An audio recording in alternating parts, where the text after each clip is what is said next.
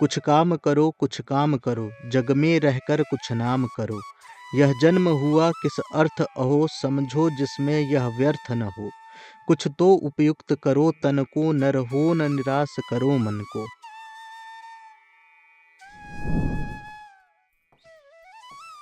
देश दुनिया में ऐसे कुछ ही रचनाकार हुए हैं जिन्होंने अपनी कलम से समाज की सोच बदली। जब जब इन्होंने कविताओं या कहानियों की रचना की, तब तब लोगों की विचारधारा को एक नई प्रवाह मिली। हिंदुस्तान में हिंदी भाषा को शिखर पर पहुंचाने वाले ऐसे ही एक महान कवि हुए मैथिली शरण गुप्त, जिन्होंने अपने काव्यखंड से गुलाम भारत के मन में स्वाधीनता का जुनून पैदा किया। इनके रचे शब्दों ने क्रांति का ऐसा उद्घोष किया कि वो भारतवर्ष के राष्ट्रकवि कहलाए।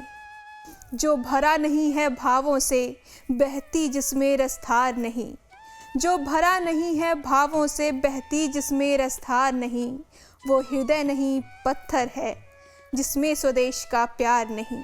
जिसमें स्वदेश का प्यार नहीं। जय हिंद दोस्तों, मेरा नाम महिमा सिंह है और आप मुझे देख रहे हैं लाइव टाइम्स के डिजिटल प्लेटफॉर्म पर। साहित्य सागर के सफ़र पर आज नज़र डालेंगे राष्ट्रकवि मैथिली शरण गुप्त की दास्ताने जिंदगी पर। चारु चंद्र की चंचल किरणें खेल रही हैं जलथल में। स्वच्छ चांदनी बिछी हुई है अवनी और अंबर तल में। पुलक प्रकट करती है धरती हरित तृणों की नोकों से। मानो झीम रहे हैं तरु मंद पवन के झोंकों से। कवि मैथिली शरण गुप्त का जन्म 3 अगस्त 1886 में उत्तर प्रदेश के झांसी में हुआ। चूंकि माता और पिता दोनों ही वैष्णव थे, तो घर में पूजा पाठ का असर इन पर भी पड़ा और ये बचपन से धार्मिक प्रवृत्ति के व्यक्ति हुए। द्वारपाल भय दिखलाते हैं, कुछ ही जन जाने पाते हैं। शेष सभी धक्के खाते हैं। क्यों कर घुसने पाऊं मैं, तेरे घर के द्वार बहुत हैं। किसमें होकर आऊं मैं, किसमें होकर आऊं मैं। इनके नाम को लेकर भी बड़ी रोचक कहानी है। माँ बाप ने इन्हें मिथिलाधीप नंदन शरण नाम दिया। जब ये विद्यालय में दाखिले के लिए गए तो रजिस्टर में इनका नाम आया ही नहीं। फिर वहीं पर इनका नामकरण मैथिली शरण हुआ और वैश्य घराने में पैदाइश की वजह से ये गुप्त कहलाए। यह ठीक है पश्चिम बहुत ही कर रहा उत्कर्ष है, पर पूर्व गुरु उसका यही पूर्ववृद्ध भारत वर्ष है। जाकर विवेकानंद सम कुछ साधु जन इस देश से, करते उसे कृतकृत्य हैं अब भी अतुल उपदेश से। अपनी कविताओं से साहित्य की ऊंचाइयों को छूने वाले मैथिली शरण पढ़ाई लिखाई में बहुत ही कमजोर थे। स्कूल में जाते तो ये पढ़ने के लिए थे, लेकिन इनका ज़्यादातर समय खेल कूद में ही निकलता। नतीजा ये हुआ कि बीच में ही इनकी पढ़ाई छूट गई। दिन खोटे क्यों न हो तुम्हारे, किंतु आप तुम खरे रहो।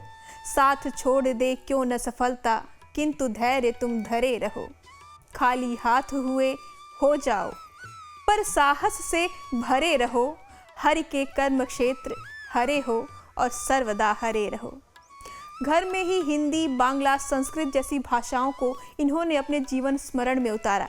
12 साल की उम्र में लिखने की शुरुआत ब्रज भाषा में की। इसके बाद इनकी रुचि बढ़ी खड़ी बोली में, जब ये महावीर प्रसाद द्विवेदी के संपर्क में आए। महावीर प्रसाद मैथिली शरण की सबसे बड़ी प्रेरणा थे। पहले अलग अलग नामों से कविताएं लिखने वाले मैथिली शरण ने महावीर प्रसाद की नसीहत पर अपने नाम को उजागर किया और यहीं से इनका साहित्यिक सफर हिंदी भाषा की तरफ मुड़ा। मैथिली शरण गुप्त को अपनी भाषा हिंदी से बहुत प्यार था। यही कारण था कि उन्होंने भाषा को लेकर अनगिनत कविताएं लिखी। हिंदी की सेवा करते करते ये देश भर में दद्दा के नाम से प्रसिद्ध हो गए। है एक लीप विस्तार होने योग्य हिंदुस्तान में। अब आ गई यह बात सब विद्वजनों के ध्यान में। है किंतु इसके योग्य उत्तम कौन लिपि गुण आगरी। इस प्रश्न का उत्तर यथोचित है उजागर नागरी, है उजागर नागरी। प्रख्यात है इस देश की जब हिंद संज्ञा सर्वथा। वासी यहाँ के जब सभी हिंदू कहे जाते तथा। तब फिर यहाँ की मुख्य भाषा क्यों न हिंदी ही रहे। है कौन ऐसा अज्ञ जो इस बात को अनुचित कहे। मैथिली शरण उस काल के कवि हैं जब देश में अंग्रेजी हुकूमत का आतंक मचा हुआ था। हर एक भारतीय गुलामी से त्रस्त हो चुका था और गुलामी की जंजीर को तोड़कर आज़ाद हवा में सांस लेना चाहता था। ऐसे समय में मैथिली शरण गुप्त ने कवि होने का फर्ज निभाया और गोरे शासन पर अपनी कलम से नकेल कसी। आलम यह हुआ कि इनकी लिखी रचनाओं ने भारतवासियों के रगों में देशभक्ति की भावना पैदा कर दी। बैठ तुम्हारे साहस रथ में, हम न रुकेंगे अपने पथ में। नाथ तुम्हारी इच्छाओं को बाधाएं ही बल देंगी। सत्य और विश्वास मिलेंगे, कांटों में ही फूल खिलेंगे। उद्योगों की कल्पलताएं मनमाने शुभ फल देंगी। शत शत सम्राटों के स्वामी, हे अनंत हे अंतर्यामी। सुख का स्वप्न है कि आशा है, यह स्वराज्य की अभिलाषा। किसने इसको उदित किया है, मुरझे मन को मुदित किया है। तुमने केवल प्रभुवर, कहती है अंतर्भाषा। हर हिंदुस्तानी अंग्रेजी शासन से परेशान था। मैथिली शरण के अंदर देश प्रेम की भावना कूट कूट कर भरी थी। अपने भाई बहनों पर हो रहे अत्याचार को देखकर उनका मन व्यथित था। ऐसे समय में इन्होंने राष्ट्रभक्ति पर भारत भारती कविता लिखी। यह कविता जनता में जज्बे को जगाने का पूरा मादा रखती थी। ये स्वतंत्रता संग्राम में प्रसिद्धि के अनंत शिखर पर पहुंची। इससे भयभीत होकर अंग्रेजों ने भारत भारती कविता को जब्त कर लिया। इनकी कविता से बापू इस कदर प्रभावित हुए कि इन्हें राष्ट्र कवि का दर्जा दिया और मैथिली शरण देश के राष्ट्र कवि बन गए। मानस भवन में आर्यजन जिसकी उतारे आरती, भगवान भारत वर्ष में गूंजे हमारी भारती। हे भद्र भावोद्भाविनी वह भारती, हे भगवते सीतापते सीतापते गीता मते गीता मते। संसार में किसका समय है, एक सा सहता सदा। है निशि दिवासी घूमती, सर्वत्र विपदा संपदा। जो आज एक अनाथ है, नरनाथ कल होता वही। जो आज उत्सव मग्न है, कल शोक से रोता वही। जैसा कि हमें पता है, आज़ादी की लड़ाई लड़ रहे लोग एक समय में दो गुटों में बंट गए थे। कुछ लोग अहिंसा पर चलकर स्वतंत्रता का ख्वाब देखते, तो कुछ अपने हक के लिए किसी भी लड़ाई के लिए तैयार रहते। शुरुआत में इसी विचारधारा से मैथिली शरण भी प्रभावित थे, लेकिन जैसे ही वो महात्मा गांधी के संपर्क में आते हैं, धीरे धीरे उनकी विचारधारा नरम पड़ती गई और अहिंसा को ही उन्होंने आज़ाद भारत का आधार बताया। सत्याग्रह के लिए मैथिली जी जेल भी गए। जिसकी रज में लोट लोट कर बड़े हुए हैं, घुटनों के बल सरक सरक कर खड़े हुए हैं। परमहंस सम बाल्यकाल में सब सुख पाए, जिसके कारण धूल भरे हीरे कहलाए। हम खेले कूदे हर्षयुत जिसकी प्यारी गोद में।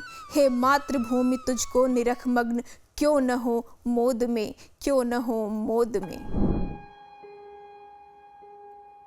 जिस पृथ्वी में मिले हमारे पूर्वज प्यारे, उससे हे भगवान कभी हम रहे न न्यारे।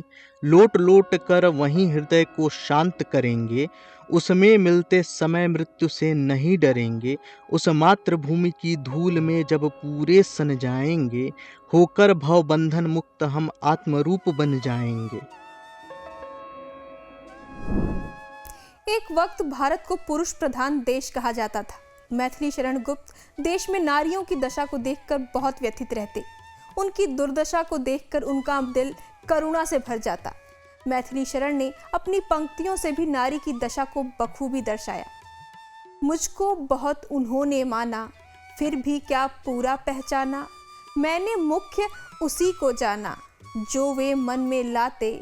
सखी वे मुझसे कह कर जाते, वे मुझसे कह कर जाते।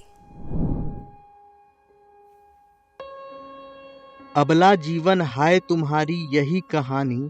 आंचल में है दूध और आंखों में पानी। एक नहीं दो दो मात्राएं नर से भारी नारी। अधिकारों के दुरुपयोग कौन कहाँ अधिकारी। कुछ भी स्वत्व नहीं रखती क्या अर्धांगिनी तुम्हारी।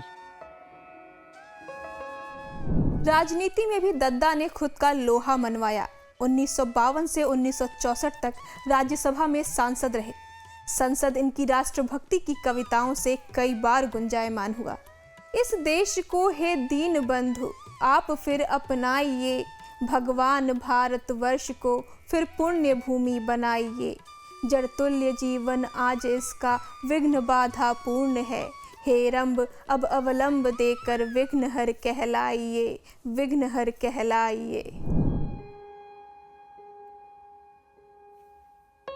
जाति धर्म संप्रदाय का नहीं भेद व्यवधान यहाँ, सबका स्वागत सबका आदर सबका समसम्मान यहाँ। राम रहीम बुद्ध ईसा का सुलभ एक सा ध्यान यहाँ, भिन्न भिन्न भव संस्कृतियों के गुण गौरव का ज्ञान यहाँ। रंग में भंग, पंचवटी से लेकर जयद्रथ वध, यशोधरा, साकेत जैसी कई रचनाएं हिंदी साहित्य में सर्वोच्च शिखर पर पहुंची। साहित्य और शिक्षा में इनकी अतुलनीय भागीदारी के लिए इन्हें पद्म भूषण से सम्मानित किया गया। 12 दिसंबर 1964 को दिल का दौरा पड़ने से राष्ट्रकवि मैथिलीशरण गुप्त इस दुनिया को अलविदा कह गए और हिंदी साहित्य जगत को सूना कर गए। आज भी इनकी रचनाओं से हिंदी साहित्य महक रहा है और दुनिया में हिंदुस्तान की गरिमा को बढ़ा रहा है। उम्मीद है कि राष्ट्रकवि मैथिलीशरण से जुड़ा ये एपिसोड आपको पसंद आया होगा और अगर पसंद आया है तो लाइक और कमेंट भी कर दीजिए और साथ में हमारे चैनल को सब्सक्राइब करना भी ना भूलिए। जय हिंद।